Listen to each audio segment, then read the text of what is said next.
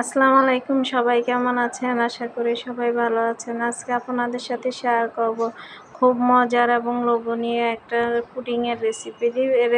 এই রেসিপিটা অবশ্যই আপনারা বাসায় ট্রাই করবেন। আর দেখেন স্কিনে আমি খুব সুন্দর কালার এসেছে এই পুডিংয়ের। এখন প্রথমে আমি পুডিংয়ের এটা কিন্তু খুবই নতুন, আর আপনারা অবশ্যই বাসায় এই জন্য ট্রাই করবেন। আমি নিজেও ট্রাই করে দেখেছি, পুডিংটা অনেক মজার হয়।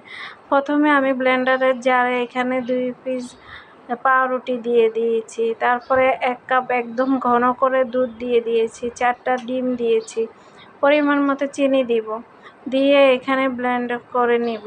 তবে অবশ্যই মনে রাখবেন ব্লেন্ড যেন খুব ভালো হয়, স্মুথ হয়, তাহলে কিন্তু পুডিংটা খুব ভালো আসবে।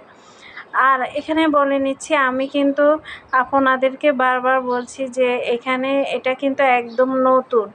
এই পুডিংয়ের রেসিপিটা আমি একদম নতুন ট্রাই করেছি, এতে দেখা গেছে অনেক মজার এবং খুবই ভালো হয়েছে।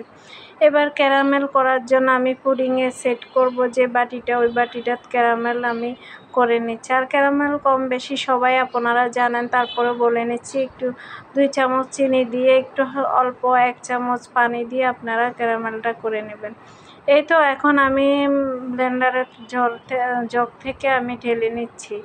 আর দেখেন কেমন ব্লেন্ডটা খুবই একদম স্মুথ হয়েছে। তারপরেও আমি ছেঁকে নিচ্ছি, আপনারাও ছেঁকে নেবেন। ছেঁকে নিলে কিন্তু পুডিংটা অনেক সুন্দর হবে। এই তো দেখেন কি ঘন হয়েছে, তবে দুধটা খুবই ঘন দেওয়ার চেষ্টা করবেন। আর আমি এখানে দুধটারে খুব ঘন করে দিয়েছি। আর এই তো এখন যে পুডিংয়ের বাটিটা, ওইটাতে আমি পুডিংটা সেট করার জন্য এখন আমি চুলার মধ্যে একটা হাঁড়িতে একটু গরম পানি দিয়ে স্ট্যান্ড দিয়ে তারপরে বসিয়ে দেব।